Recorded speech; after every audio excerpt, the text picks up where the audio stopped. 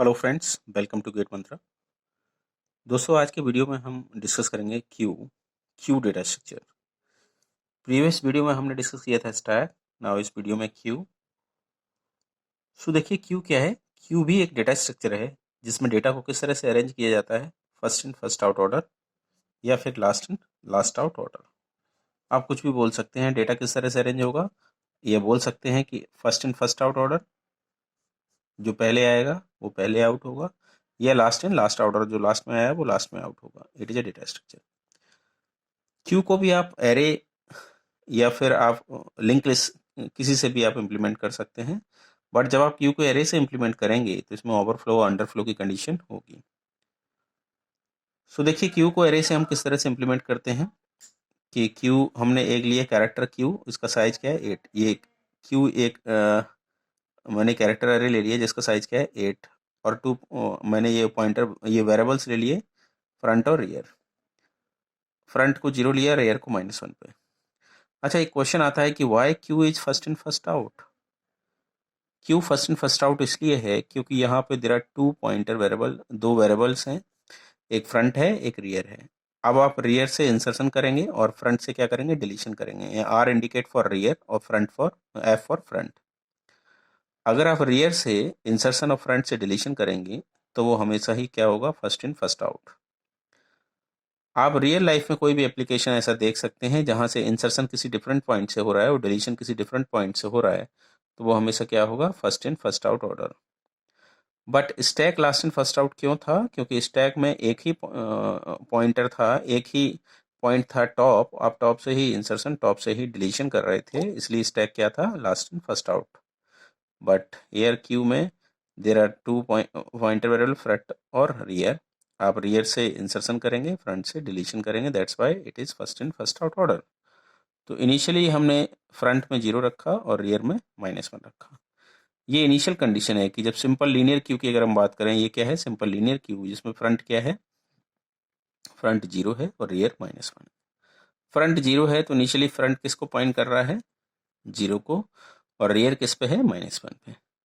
जब भी आपको सिंपल क्यू में इंसर्शन करना होता है तो इंसर्शन हमेशा कहाँ से होता है, रियर से। तो रियर को पहले आप इंक्रीमेंट करेंगे और फिर क्यू रियर पे आप वैल्यू आइटम इंसर्ट करेंगे। तो पहले आप क्या करेंगे, रियर को इंक्रीमेंट करेंगे, रियर प्लस प्लस। तो रियर प्लस प्लस इंक्रीमेंट होके क्यू रियर पर आप आइटम को इंसर्ट कर देंगे। तो देखिए जब भी आपको इसमें इंसर्ट करना है तो पहले आप रियर प्लस प्लस करेंगे, तो रियर भी आप किसको पॉइंट करने लगेगा, 0 को। यहाँ आपने एक आइटम इंसर्ट कर दिया, क्या आ गया, ए। अब देखिए फ्रंट इक्वल टू रियर है, फ्रंट इक्वल टू रियर है तो हमेशा सिंगल एलिमेंट्स होगा। अब बाकी का और भी एलिमेंट आपको इंसर्ट करना है तो फ्रंट यहीं रहेगा, रियर केवल आगे बढ़ेगा। आप एलिमेंट इंसर्ट करेंगे, रियर को इंक्रीमेंट किया, rear equal to rear plus plus, rear यहाँ आ गया और आइटम इंसर्ट कर दिया आपने बी। फिर और आइटम इंसर्ट करना है, rear equal to rear plus plus, item insert कर दिया C. Rear equal to rear plus plus D, rear equal to rear plus plus E, and rear equal to rear plus plus F, and rear equal to rear plus plus G. तो देखिए अब rear बढ़ के कहाँ आ गया है, 6 पर आ गया। रियर अब चेंज होके कहाँ पहुंच गया है, रियर किसको पॉइंट कर रहा है, 6 को पॉइंट कर रहा है। अब इस क्यू में कितने मैक्सिमम एलिमेंट फिल किए जा सकते हैं, जो इस क्यू का मैक्सिमम साइज होगा। क्यू का मैक्सिमम साइज हमने कितना रखा था, क्यू का साइज क्या था, 8। तो 0 से इंडेक्स स्टार्ट होगा तो लास्ट क्या होगा, 7। तो मैक्सिमम जो रियर कहाँ तक पहुंच सकता है, मैक्सिमम रियर की वैल्यू कहाँ तक हो सकती है, रियर इक्वल टू मैक्स -1। इससे ज़्यादा नहीं होगी, इससे ज़्यादा होती है तो ओवरफ्लो की कंडीशन हो जाएगी उसकी। तो देखिएगा, तो इस तरह से आपने रियर से इंसर्शन किया। अब नाउ आपको डिलीशन करना है, तो डिलीशन के केस में क्या होगा, फ्रंट को आप इंक्रीमेंट करेंगे, फ्रंट इंक्रीमेंट होगा, रियर वहीं रहेगा। तो सपोज आपको ए को डिलीट करना है तो आप फ्रंट को इंक्रीमेंट कर देंगे, front equal to front plus 1, front इसको पॉइंट करने लगेगा, तो ये एलिमेंट एक्सेस नहीं होगा तो कैसा लगेगा, जैसे ये डिलीट हो गया है। तो सबसे पहले कौन आया था, ए। तो ए आया तो ए आउट हुआ, that's why it is first in first out. अब आपको फ्रंट को आगे और इंक्रीमेंट कर देंगे तो बी डिलीट हो जाएगा, फ्रंट को आप डी पे आ जाएंगे, ये डिलीट हो गया। नाउ फ्रंट ई पे आ गया, ये डिलीट हो गया। फ्रंट को इंक्रीमेंट किया एफ पर, ये डिलीट हो गया। नाउ फ्रंट को इंक्रीमेंट किया जी पर ये डिलीट हो गया। Again front equal to rear हो गया, देखिए एक ही एलिमेंट इस क्यू में, फ्रंट इक्वल टू रियर पर सिंगल एलिमेंट। और अगर फ्रंट को फ्रंट +1 कर दिया तो फ्रंट इस पे आ गया तो ये भी डिलीट हो गया। अब देखिए जब ये भी डिलीट हो गया तो फ्रंट 7 पे है, रियर 6 पे है, again rear less than front है तो क्यू कैसा है, एम्प्टी है। तो क्यू कब एम्प्टी होगा, if rear less than front. ये सिंपल लीनियर क्यू कब एम्प्टी होगा, ये एम्प्टी होगा if rear less than front हो। तो ये क्या है, एम्प्टी क्यू है, और ये क्या है, अंडरफ्लो की कंडीशन है। जब भी आप डिलीट करेंगे तो अंडरफ्लो चेक करेंगे, तो if rear less than front then queue is empty, you can not delete elements. और सिंगल एलिमेंट्स कब थे, जब रियर इक्वल्स टू फ्रंट था। ओके, नाउ टोटल एलिमेंट्स इस क्यू में कैसे निकलेगा, rear minus front +1। Rear minus front +1 से आपके टोटल एलिमेंट्स निकल जाएगा। रियर कितना है, 6 -7 -1 +1 इज 0, एक भी एलिमेंट नहीं है, तो इससे आप रियर टोटल एलिमेंट्स निकाल लेंगे। एंड ओवरफ्लो कब होगा, रियर इक्वल्स टू मैक्स -1 और underflow rear less than front. अब देखिए रियर आपको एक एलिमेंट इंसर्ट करना है, तो रियर इक्वल्स टू मैक्स -1 आपने एक आइटम इंसर्ट कर दिया लाइक h। अब ये क्यू पीछे से एम्प्टी हो गया है क्योंकि फ्रंट भी आपका इसी पे है और रियर मैक्स -1 पर है। क्या अब इसमें और एलिमेंट इंसर्ट किए जा सकते हैं, नहीं, बिकॉज रियर कहाँ आ गया है, मैक्स -1 पर। आगे रियर बढ़ गया, पीछे नहीं जाएगा। If rear equals to max -1 then you can not insert element, because ये क्या डिस्प्ले करेगा, ओवरफ्लो। लेकिन एक्चुअल ये ओवरफ्लो नहीं है क्योंकि ये पीछे वाले एलिमेंट्स सारे डिलीट हो चुके हैं। ये क्यू पीछे से एम्प्टी है, ये क्यू केवल एक ही एलिमेंट है, तब भी ये क्या दिखा रहा है, ओवरफ्लो। इसके पीछे कोई एलिमेंट नहीं है, सारे एलिमेंट डिलीट हो गए, सारी की सारी मेमोरी आपकी खाली पड़ी हुई है, लेकिन फिर भी आप इसमें कोई एलिमेंट इंसर्ट नहीं कर सकते बिकॉज रियर क्या है, मैक्स -1। तो ये सिंपल लीनियर क्यू का मेमोरी यूटिलाइजेशन इसमें सही नहीं हो रहा है। तो मेमोरी को इफेक्टिवली यूटिलाइज करने के लिए, ये जो पीछे मेमोरी डिलीट हुआ है इसको यूटिलाइज करने के लिए हम क्या करते हैं, इसको सर्कुलर बना देते हैं, इसके इन पॉइंट्स को मिला देते हैं। तो जब आप फिर आगे बढ़ के रियर फिर इस 0 पे सेट हो जाता है तो दैट इज सर्कुलर क्यू। तो ये सिंपल क्यू के जो इसमें लिमिटेशंस थे उसको दूर करने के लिए हमने सर्कुलर क्यू पढ़ा है। तो next topic is circular queue. देखिए सर्कुलर क्यू क्या है,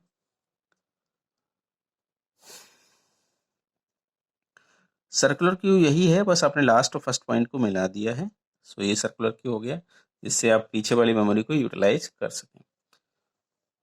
सो इनिशियल कंडीशन सर्कुलर क्यू में क्या होगी, इनिशियल कंडीशन देखिएगा कि अब initial condition front equals to rear, front equals to rear equals to 0, दोनों किस पे होंगे, रियर पे सेट होंगे। इनिशियली फ्रंट कहाँ होगा, फ्रंट भी इस पे होगा और रियर भी इस पे होगा। अगर फ्रंट और रियर दोनों एक ही पॉइंट पर हैं तो क्यू कैसा है, एम्प्टी है। तो एम्प्टी अंडरफ्लो वाली कंडीशन अब क्या होगी, अंडरफ्लो की कंडीशन अब फ्रंट इक्वल्स टू रियर, ये क्या है, अंडरफ्लो कंडीशन। तो इनिशियल फ्रंट इक्वल्स टू और रियर इक्वल्स टू 0 पे, और फ्रंट इक्वल्स टू रियर पे क्यू एम्प्टी है। अब माय डियर रियर कैसे बढ़ेगा, rear equals to rear +1 mod max size. Max size देखिए, मैक्स ये मॉडुलस ऑपरेटर इसलिए लगाया है जिससे 7 के बाद फिर से वो 0 पे सेट आ जाए, सर्कुलर फैशन में वो मूव करता रहे, इसलिए मॉड मैक्स किया है, जिससे 7 पे आने के बाद 7 + 1 8, 8 मॉड 8 0, फिर से 0 पे सेट हो जाएगा। तो इसलिए यहाँ पे हमने क्या लिया, क्योंकि सर्कुलर ऑर्डर में आपको चलाना है, मॉडुलस ऑपरेटर से मैक्स निकाला है। तो रियर इस तरह से मूव कर रहा है, फ्रंट इस तरह से मूव कर रहा है। अब देखिए हमें कोई एलिमेंट इंसर्ट करना है तो हम फ्रंट को यहीं रखेंगे, रियर को बढ़ाएंगे, rear equals to rear +1 mod max y. एक आइटम हमने इंसर्ट किया ए, फिर एक और आइटम इंसर्ट किया like B C D E F G. Excuse me, ये देखिएगा कि अब रियर किस पे आ गया, रियर 7 पे आ गया है। तो फ्रंट क्या है, फ्रंट इक्वल्स टू, फ्रंट 1 है 0, equals to rear +1 7 + 1 modulus max, max कितना 8, ये 7 + 1 8। तो यस, ये कंडीशन सेटिस्फाइड हो रही है, ये क्या बताएगा, overflow. If front equals to rear +1 mod max size, it is overflow condition. देखिए ये स्टैंडर्ड क्यू मेथड है, इसमें एक सेल आपकी, ये सेल आपकी वेस्ट हो जा रही है, एक सेल कोई आपकी वेस्ट हो जाएगी स्टैंडर्ड क्यू में, कोई भी एक सेल। तो front equals to rear +1 mod max size, it is overflow condition. और ये कहीं भी हो सकती है, बट एक सेल आपकी वेस्ट होगी। ये स्टैंडर्ड क्यू मेथड है। It is up to you, आप अपनी तरफ से कर सकते हैं। आप फ्रंट को इनिशियली -1, रियर को -1 लेके चल सकते हैं, बट स्टैंडर्ड क्यू में हमारे लिए time is more important then space. तो ये स्पेस वेस्ट हो रहा है, कोई बात नहीं, बट ये क्यू का मेथड ये लिटिल बिट फास्टर है, तो दैट्स वाई हम एक सेल को वेस्ट कर देते हैं। और front equal to rear +1 mod max by, it is overflow condition, और underflow condition front equal to rear. तो देखिए एक क्वेश्चन इस पे सर्कुलर क्यू का, हम क्वेश्चन इस तरह से क्वेश्चन आपसे पूछा गया था कि consider a standard queue implement whose size is 11 and the elements of the queue is q0, q1, q2, q10, 0 to 10 is 11. The front and rear pointer are initialized to point q2. In which position will the ninth element will be added? तो कह रहा है front, ये क्या है, ये पूरा आपका क्यू दिया गया है, दिस इज क्यू। तो फ्रंट और रियर इनिशियली किस पे है, 2 पे। अब पूछा गया नाइन्थ एलिमेंट कहाँ से कहाँ पे स्टोर होगा। तो फ्रंट रियर दोनों यहाँ पे है, तो एलिमेंट, पहला एलिमेंट इसके नेक्स्ट सेल से स्टार्ट होगा। रियर को इंक्रीमेंट किया, ये फर्स्ट एलिमेंट हुआ, फिर 2 यहाँ आएगा, थर्ड यहाँ आया, 4th, 5th, 6th, 7th, 8th, 9th। तो 9th एलिमेंट कहाँ आ रहा है, 9th एलिमेंट आ रहा है, इट इज 0 इंडेक्स, ये क्यू का 0 इंडेक्स पर आ रहा है। एक और क्वेश्चन देखिएगा जो पूछा गया है, a circular link list is used to represent a queue. A single variable p is used to access the queue to which node should p point such that both the operation nq and dq can be performed in constant time. देखिए इस Q से पहले ही देखिएगा, चाहे Q हो या stack हो, N Q और डी क्यू, स्टैक में क्या ऑपरेशन हो रहे थे, पुश और पॉप। तो पुश माने आप एलिमेंट इंसर्ट कर रहे थे, पॉप से डिलीट कर रहे थे। पुश और पॉप का कितना टाइम लग रहा था, ऑर्डर ऑफ 1। इसमें भी आप एन क्यू कब करेंगे, आप रेयर से इंक्रीमेंट कर रहे हैं और एलिमेंट को इंसर्ट कर रहे हैं, तो ये कांस्टेंट ऑपरेशन कर रहे हैं, तो एन क्यू के लिए ऑर्डर ऑफ 1 टाइम। इसी तरह से डिलीशन में आप फ्रंट को डिक्रीमेंट कर रहे हैं, तो डिलीशन के लिए भी आपका कांस्टेंट टाइम, तो एन क्यू डी क्यू का टाइम कितना है, ऑर्डर ऑफ 1। अब इस क्वेश्चन को देखिएगा, इस क्वेश्चन में कहा गया है circular link list is used to represent a queue, a single variable p is used to access the queue to which node p should p point such that both the operation nq and dq can be performed in constant time। आपसे पूछा गया है कि p को किस point पे होना चाहिए, फ्रंट या रियर, जिससे बोथ nq और dq दोनों ही ऑर्डर ऑफ कांस्टेंट टाइम में परफॉर्म हो सके। और इस सर्कुलर इसको ये सर्कुलर लिंक लिस्ट ये क्यू की तरह काम कर रहा है, इस सर्कुलर लिंक लिस्ट के थ्रू इस क्यू को इंप्लीमेंट किया गया है। तो देखिएगा फ्रंट तो होगा नहीं, क्योंकि फ्रंट से आप डिलीशन कर रहे हैं और रियर से इंसर्शन। अगर आप पी को फ्रंट पे रख देंगे इस पे, तो डिलीशन तो ऑर्डर ऑफ 1 में हो जाएगा, लेकिन इंसर्शन के लिए लिंक लिस्ट को आपको ट्रैवर्स करके आगे जाना पड़ेगा, तो इसमें ऑर्डर ऑफ एन टाइम लग जाएगा, जबकि ये क्या कह रहा है, कांस्टेंट टाइम। तो अगर पी को मैं रियर पे रख देता हूँ, लेट पी अगर ये है, दिस इज पी, तो इंसर्शन ऑर्डर ऑफ 1 में हो जाएगा, क्योंकि रियर से ही आप इंसर्शन करते हैं, ऑर्डर ऑफ 1 टाइम में इंसर्शन। और डिलीशन के लिए इसके नेक्स्ट पार्ट में इसका एड्रेस दिया गया है, आपको एक ही आगे स्टेप मूव करना है, आप फ्रंट पे भी आ जाएंगे, तो ऑर्डर ऑफ 1 टाइम में आप डिलीट भी कर लेंगे। तो पी किस पे होना चाहिए, रियर पॉइंट पे, it should be the rear point. Next एक क्वेश्चन देखिएगा, the minimum number of stack required to implement a single queue. कितने मिनिमम 2 स्टैक की जरूरत होती है एक क्यू को इंप्लीमेंट करने के लिए। अब अगर आप स्टैक के थ्रू क्यू को इंप्लीमेंट करते हैं, देयर आर 2 तरीके हो सकते हैं। स्टैक के थ्रू आप इंप्लीमेंट कर रहे हैं, तो पहला तरीका एनक्यू ऑपरेशन में आपके, ये तो एनक्यू में 3 ऑपरेशन हो जाएंगे, रिवर्स पुश रिवर्स, और डीक्यू में एक ही होगा, जैसे स्टैक से आप पॉप करते हैं उसी तरह से। ये दूसरा आप एनक्यू में एक ही लीजिए, जैसे स्टैक में पुश करते हैं, और डीक्यू के लिए 3 हो जाएंगे, रिवर्स पॉप और रिवर्स। सो स्टैक के थ्रू जब भी आप क्यू को इंप्लीमेंट करेंगे, तो ये तो आप एनक्यू में 3 ले लीजिए या डीक्यू में 1 ले लीजिए। एनक्यू में 3 क्या होंगे, रिवर्स पुश रिवर्स, और डीक्यू में पॉप सिंपल स्टैक की तरह। या दूसरा मेथड एनक्यू में 1 ले लीजिए, सिंपल स्टैक की तरह पुश, या डीक्यू स्टैक में, जैसे आप स्टैक में 3 स्टैक के थ्रू डीक्यू में 3 हो जाएंगे, रिवर्स पॉप और रिवर्स। तो दोस्तों इस वीडियो में हम इतना ही रखते हैं।